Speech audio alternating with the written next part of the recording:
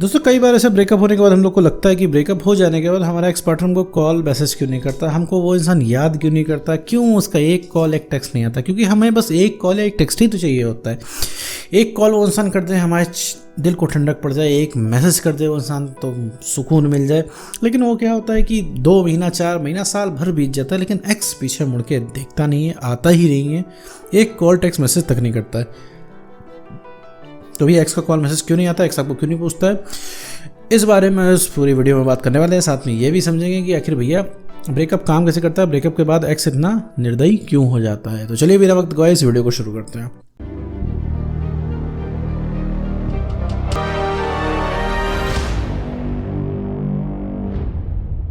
तो मेरे दोस्त, अगर आपका कोई रिलेशनशिप था, अगर उसमें ब्रेकअप हो गया, तो ब्रेकअप हो जाने के बाद कभी तुमने नोटिस किया कि तुम क्या करते हो। जैसे ब्रेकअप हुआ, मान लो उस इंसान ने कहा देखो भैया अब हमारी तुम्हारी चलवल पा नहीं रही है, अब हो नहीं पाएगा, बस जो था यहीं तक था, सफ़र यहीं तक है, अब तुम अपना देखो हम अपना देखें। अब ऐसे में आपके अंदर क्या रिएक्शन होता है, आप क्या सोचते हो। ऐसे में तुरंत फ़ौरन आपके दिमाग में खोने का डर आता है। दूसरा डर आता है कि अब आप अपने पार्टनर के बिना रहोगे कैसे। रिलेशनशिप पे प्यार तो अभी साइड रखो, प्यार के बारे में तो अभी हम बाद में बात करेंगे।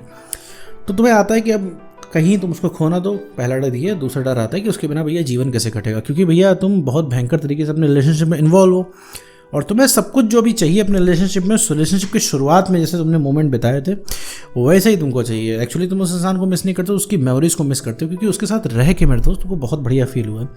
रिलेशनशिप की शुरुआत का टाइम अगर तुम याद करो तो तुम्हें लगेगा तुम्हें जीवन का सबसे बेस्ट वक्त वो था जब तुमने बहुत बढ़िया एंजॉय किया और तुम आसमान में रहते थे, राइट। इतना मज़ा तुम्हें आता था रिलेशनशिप में। और अब क्या है, जो भी सिचुएशन बनी है उसकी वजह से आपको ब्रेकअप हो रहा है, तो उसके बिना आप रहोगे कैसे, ये सोच के आपको डर लगता है और आप लग जाते हो उस इंसान को रोकने।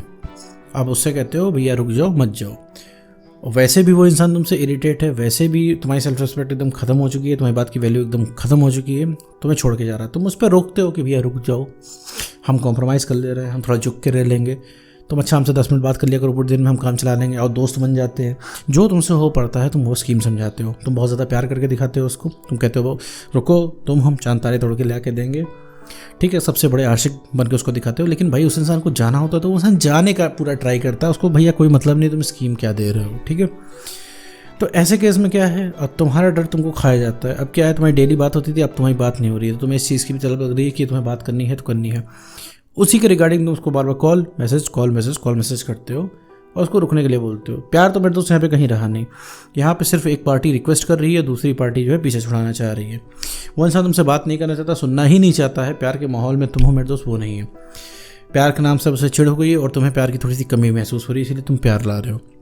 अभी उसके साथ कोई रिलेशनशिप की बात करें तो हाँ, उस इंसान को बोरियत होगी, क्योंकि उस इंसान के पास रिलेशनशिप की कोई कमी नहीं है। तुम हमेशा 24 घंटे 7 दिन हाजिर हो, और तुम्हारे साथ क्या हो रहा है, तुम्हारे साथ वो इंसान हाजिर नहीं है, ठीक है। तो ये डिफरेंस तुम्हारे और उसके बीच में क्रिएट होता है।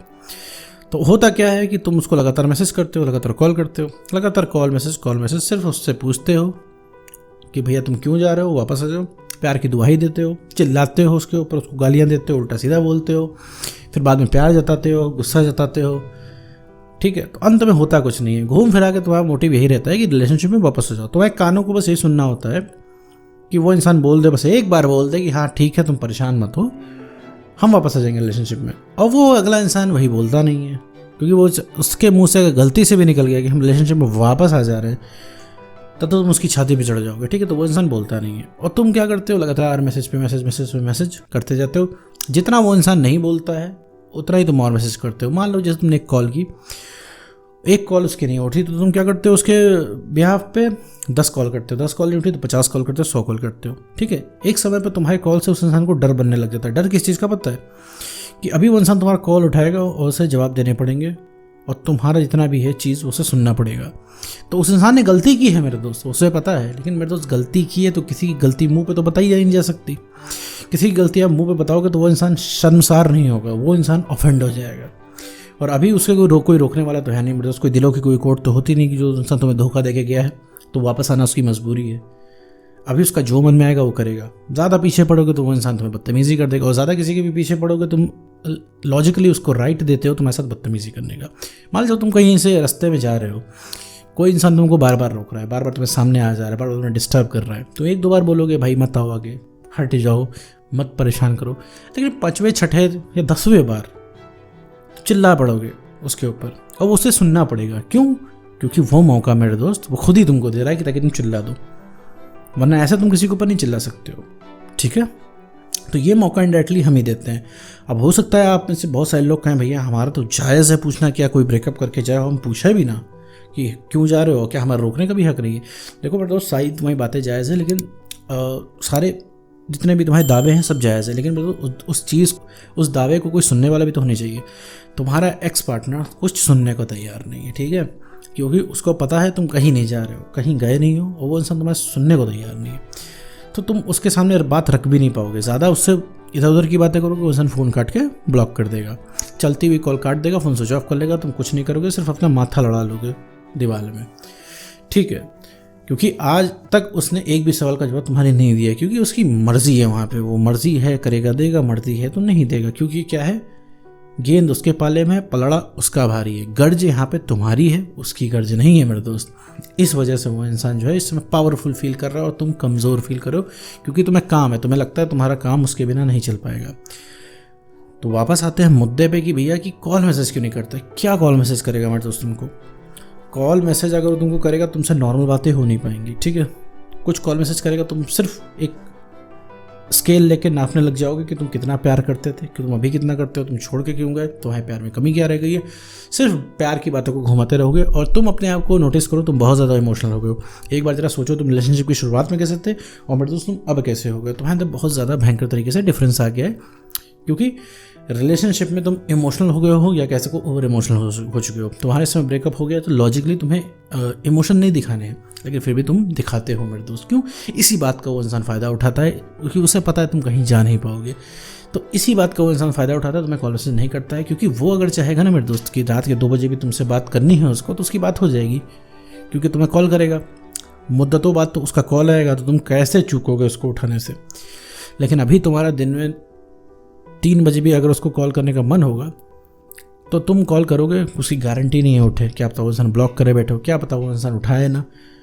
50 कॉल करने के बाद क्या पता वो उठा ले तो तुमसे कोल्ड बातें करे, ठंडी बातें करे। तो प्यार की बातें करने पहुंचोगे तो ठंडी बातें करेगा।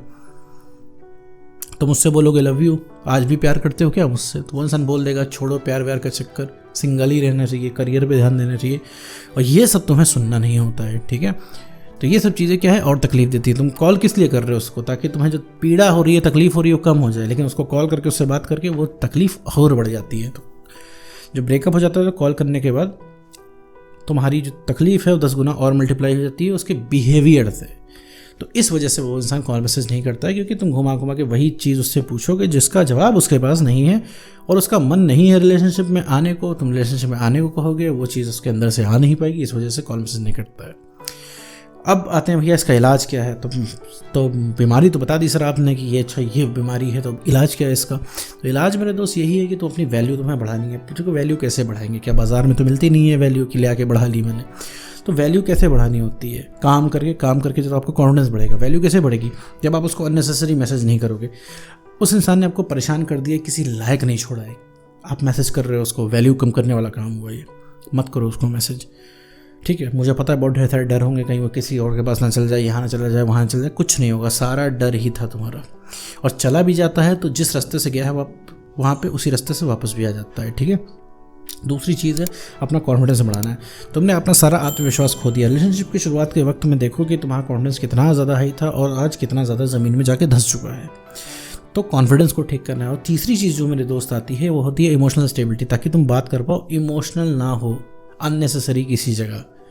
अभी रिलेशनशिप का नाम अभी ले दे तो तुम इमोशनल हो जाओगे। अभी तुम्हें कोई रोमांटिक स्टोरी दिखा दे तो तुम एकदम पछता जाओगे, अरे यार ऐसी तो स्टोरी हमारी भी थी, हमारा भी अगर पार्टनर अगर धोखा ना दिया होता ना तो ऐसी हीर रांझा वाली स्टोरी हम भी बनाते। तो ये सारी चीज़ें जो है इस पर आपको स्टेबिलिटी लानी है, इमोशनली स्टेबल बनना है, कॉन्फिडेंस बढ़ाना है, अपनी सेल्फ रिस्पेक्ट गेन करनी है। धरती पे जो सबसे पहले कोई री अट्रैक्ट होगा वो होगा तुम्हारा एक्स पार्टनर। बाकी लोग तो जुड़ना ही चाहेंगे, लेकिन जो सबसे पहले जो लाइन पे पटरी पे आएगा वो होगा तुम्हारा एक्स पार्टनर। तो उम्मीद करता हूँ दोस्तों आपको ये वीडियो समझ में आएगा। तो आज की वीडियो में बस इतना ही।